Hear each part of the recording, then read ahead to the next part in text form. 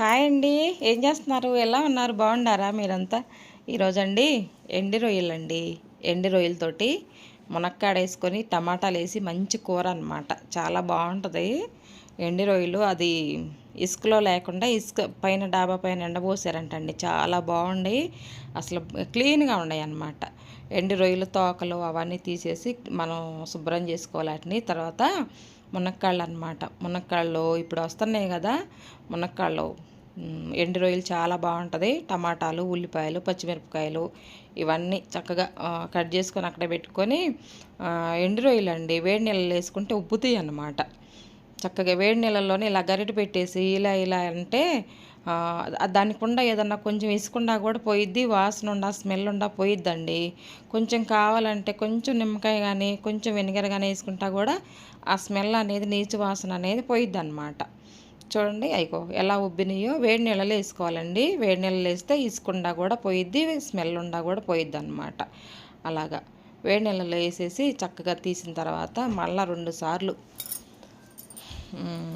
చన్నీళ్ళు వేసి మంచిగా శుభ్రంగా కడగాలన్నమాట. కడిగితే నీట్గా ఉంటాయి, బాగుంటాయి. చూడండి ఎలా ఉన్నాయో శుభ్రంగా. ఇలా కడిగేసి 2 సార్లు క్లీన్ చేసుకోవాలండి. క్లీన్ చేసుకున్నాక ఇలా చక్కగా లావుగా వస్తాయండి. నీట్గా కడిగి పెట్టుకోవాలి. స్మెల్ అనేది ఉండదన్నమాట. ఆ తర్వాత వేరే బాండీ పెట్టుకొని దాంట్లో తగినంత ఆయిల్ వేసుకొని 1/2 కిలో టమాటాలు అండి. ఒక పెద్ద కప్పుకి రొయ్యలకి 1/2 కిలో టమాటాలు సరిపోతాయి అన్నమాట. ఎక్కువ పులిపోయినా కూడా బాగుండదు కూర. రొయ్యల కూర ఎక్కువ పులుపు ఉన్నా కూడా బాగుండదు. మనం మునక్కాయలు వేసుకుంటున్నాం కదండి, టేస్ట్ బాగుంటుంది. మన ఒక 1/2 కిలో టమాటాలు అయితే సరిపోతాయి అన్నమాట. అలాగా తాలింపు గింజలు ఏమి వేయొద్దండి. ఉల్లిపాయలు వేగిన తర్వాత పచ్చిమిరపకాయలు పొడుగ్గా కట్ చేసుకుని వేసుకుంటే బాగుంటుంది. తర్వాత ఉల్లిపాయలు పచ్చిమిరపకాయలు వేగటానికి పసుపును కొంచెం సాల్ట్ వేసుకున్నాను అనమాట.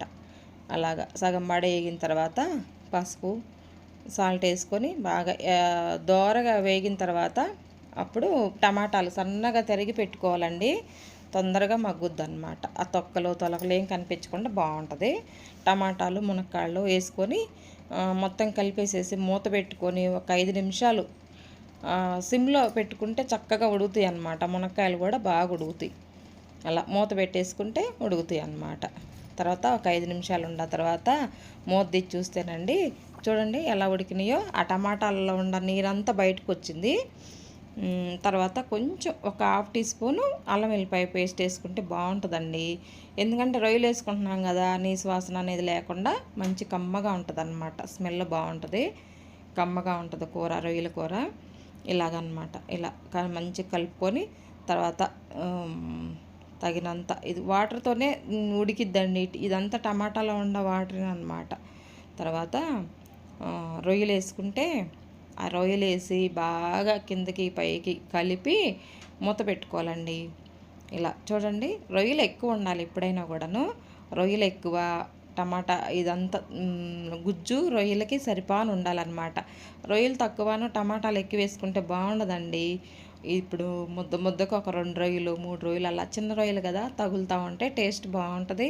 తింటుంటే కూడా మనకి హ్యాపీగా ఉంటుంది అనమాట. రొయ్యల కూర తిన్నంత ఫీలింగ్ ఉంటుంది మనకి. అలాగనమాట. రొయ్యలను వేసేసి చక్కగా కలిపి మూత పెట్టుకొని మగ్గించుకుంటే చూడండి ఆయిల్ అంతా పైకి వచ్చింది. అప్పుడు రొయ్యలు కూడా ఉడుకుతాయి అన్నమాట. చింతపండు పులుపులోనే ఉప్పు వేసాం కదా మనం, ఆ పులుపులోనే ఆ రొయ్యలు కూడా చక్కగా ఉడుకుతాయండి.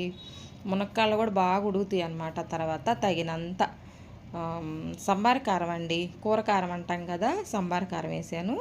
తర్వాత ధనియాలు జీలకర్ర పొడి వేయించుకున్నప్పుడు అనమాట వేసుకుంటే కమ్మని వాసన, టేస్ట్ బాగుంటుంది, చాలా బాగుంటుంది అనమాట. తర్వాత 2 స్పూన్లు వేసానండి ధనియాలు జీలకర్ర పొడి అనమాట. టీ స్పూన్లు చిన్నవి 2 స్పూన్లు వేసాను. బాగా కలిపి కిందకి పైకి పసుపు, ఉప్పు కారం పసుపు ధనియాల పొడి అన్నీ వేసుకున్నాం కదా. ఇలాగనమాట మొత్తం కలిపేసేసి తగినంత వాటర్ పోసుకోవాలన్నమాట. వాటర్ పోసి సిమ్లో పెట్టుకొని చక్కగా మళ్ళీ ఒక 10 నిమిషాలు ఉడికించుకుంటే సిమ్లో పెట్టి ఉడికించుకోవాలండి. అప్పుడు రొయ్యలు మునక్కాడ బాగా ఉడుకుద్ది అనమాట. చూడండి తగినంత నీళ్లు పోసుకోవాలి. ఇందాక ఆయిల్ అంతా పైకి వచ్చిందాక ఉడికించుకున్నాం కదా మనం, మళ్ళీ కొన్ని వాటర్ పోసుకొని మళ్ళీ ఇలాగ కలిపేసేసి మూత పెట్టేసి ఉడికించుకుంటే దగ్గరికి వచ్చింది, బాగుంటుంది అన్నమాట. అలా గట్టిగా కాకుండా కొంచెం గుజ్జు గుజ్జుగా అనకనగ్గా చేసుకుంటే మనం రైస్లోకి తినడానికి కూడా బాగుంటుంది అన్నమాట. కలుపుకొని ఓన్లీ రైస్లోకే బాగుంటుందండి కూర. చపాతీలు, రోటీ ఇలాంటి వాటిలో బాగోదు. చూడండి ఆయిల్ అంతా పైకి వచ్చింది. అసలు ఎంత బాగుందో, కలర్ఫుల్గా ఉంది కదండి. చూడండి అసలు చూస్తుంటేనే నోరు ఊరిపోతుంది కదా. అలాగనమాట. ఓన్లీ రైస్లోకే బాగుంటుందండి కూర. ఇది వైట్ రైస్లోకే బాగుంటుంది అన్నమాట. ఇలా ఒక్కసారి ట్రై చేసి చూడండి. ఇప్పుడు మునక్కాయలు వస్తున్నాయి కదండి, బాగున్నాయి, ఫ్రెష్గా ఉండి చాలా బాగుంటాయి అన్నమాట. ఇగో తర్వాత ఆయిల్ అంతా పైకి వచ్చిన తర్వాత ఉడికించుకున్న తర్వాత కొత్తిమీర లాస్ట్లో అలా కొత్తిమీర వేసుకుంటే అసలు ఇంకా ఆ టేస్టే వేరప్ప అన్నట్టుగా ఉంటుంది అన్నమాట. చాలా బాగుంటుంది. చూడండి కూర ఆల్మోస్ట్ అయిపోయినట్టు అన్నమాట. ఇలాగా మునక్కాయలు ఉడకలేదు అనుకోవద్దు, ఉడుకుతాయండి. మునక్కాయలు ఉడికినాయి అని తెలియాలంటే మునక్కాయకి మధ్యలో ఇట్లా గ్యాప్ వచ్చిద్దండి. ఆ గ్యాప్ వచ్చిందంటే అదిగో గ్యాప్ వచ్చింది చూసారా, ఆ గ్యాప్ వచ్చిందంటే చక్కగా ఉడికినట్టు అనమాట. కండగల్లకాయ అయినా అలా గ్యాప్ వస్తుంది. మంచి కాయలండి. ఆంటీ తెలుసు కదా, ఆంటీ వాళ్ళ చెట్టు కాయలు అనమాట అవి. కండగల్లకాయ భలే టేస్ట్ ఉంటుందండి మునక్కాయ. కూర కూడా చాలా బాగుంటుంది వాళ్ళ చెట్టు కాయలు. ఇది ఇలాగనమాట. ఇదే స్టేజ్లో ఉంచేసేసి కొంచెం అనకనుగ్గా ఉంది కదండి, మనం ఆఫ్ చేసిన తర్వాత గట్టిగా అయిద్దండి, కొంచెం దగ్గరికి అయిద్ది అనమాట ఆ బాండీ వేడికి. చూసారు కదా ఎలా ఉడుకుతుందో. ఇంకా గరం మసాలా కానీ చికెన్ మసాలా అలాంటివి ఏం వేయలేదండి. మసాలాలు అవన్నీ వేసుకుంటే రొయ్యలు స్మెల్ అనేది ఆ టేస్ట్ అనేది మనకు రాదనమాట. మసాలాల వాసన వస్తుంది మళ్ళీ. రొయ్యల కూరకి గరం మసాలాలు, చికెన్ మసాలా, మటన్ మసాలా ఇలాంటివి వేయొద్దండి. జీలకర్ర ధనియాల పొడి వేసుకుంటేనే బాగుంటుంది. చూడండి రొయ్యలు కూడా చక్కగా ఉడికినాయి అన్నమాట, బాగుండే. ఇంకా ఇలాగ ఉన్నప్పుడు గ్యాస్ ఆఫ్ చేసుకుంటే సరిపోయిద్ది అనమాట. రొయ్యలు మునక్కాడ కూర అనమాట. రొయ్యలు మునక్కాడ టమాటా కూర చాలా బాగుంటుందండి. ఒక్కసారి ఇలా ట్రై చేసి చూడండి. సింపుల్గా అయిపోయిద్ది, ఈజీగా ఉంటుంది, తొందరగా మనకి తినాలనుకున్నప్పుడు ఇలా చేసుకొని తినొచ్చు అనమాట. చూడండి గ్యాస్ ఆఫ్ చేసుకుంటే కూర దగ్గరికి అయ్యిందండి. కూర దగ్గరికి అయ్యిద్ది అనమాట వేడికి. లోపల ఇంకా ఉడుకుతూనే ఉంది చూడండి. చాలా బాగుంటుంది అనమాట. నాన్ వెజ్ తినే వాళ్ళకి సూపర్ కర్రీ అని చెప్పొచ్చు. నాన్ వెజ్ తిన్నోళ్ళు స్కిప్ చేసేయండి, చూడొద్దు, సరేనా. ఇది ఇలా ఉందండి, అయిపోయింది, దగ్గరికి వచ్చింది, ఆయిల్ అంతా పైకి వచ్చింది. సూపర్ కూర అనమాట. వైట్ రైస్లోకి చాలా బాగుంటుంది. ఆ తర్వాత అండి ద్రాక్షాలు తీసుకొచ్చారండి ఈయన. తిన్నారు పిల్లలు, ఇంకా చాలా ఉన్నాయి అన్నమాట మిగిలినవి. కొన్ని ఉంటే అన్నీ శుభ్రంగా కడిగి వాటర్లో కడిగి తర్వాత అండి 3-4 సార్లు ఉప్పు నీళ్ళల్లో కడగాలన్నమాట. దీనికి మందులు ఎక్కువ వేస్తారండి ద్రాక్షాలకి.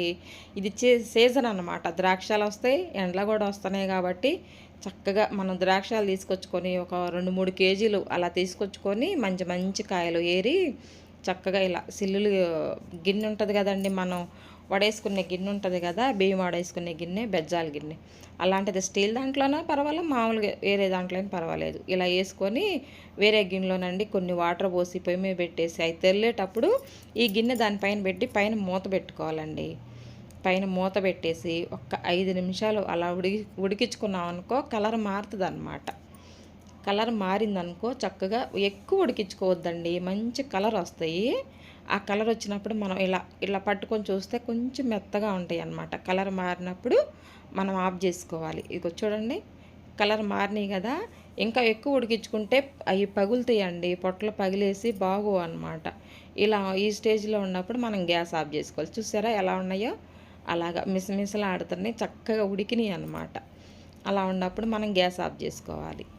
గ్యాస్ ఆఫ్ చేసుకొని వేరే ప్లేట్లో పోసుకొని ఎండలో పెట్టుకుంటే చక్కగా ఒక 2 రోజుల్లో మంచి కిస్మిస్ రెడీ అవుతాయండి.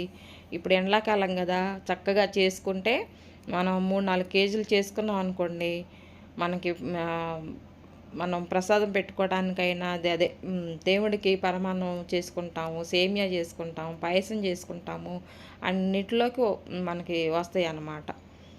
అన్నిట్లోకి వేసుకోవచ్చు. మన చేతులతో మనం చేసుకొని మనమే ప్రసాదం చేసుకొని ప్రసాదంలో వేసుకున్నంత ఫీలింగ్ ఉంటుందన్నమాట మనకి. చూడండి అలా అక్కడక్కడ కొంచెం అలా తప్పగా ఉడికినవి తీసేసి పడేసుకుంటే సరిపోయిద్ది అనమాట. అలాగా అన్నీ బాగున్నాయండి, బాగా వచ్చినాయి.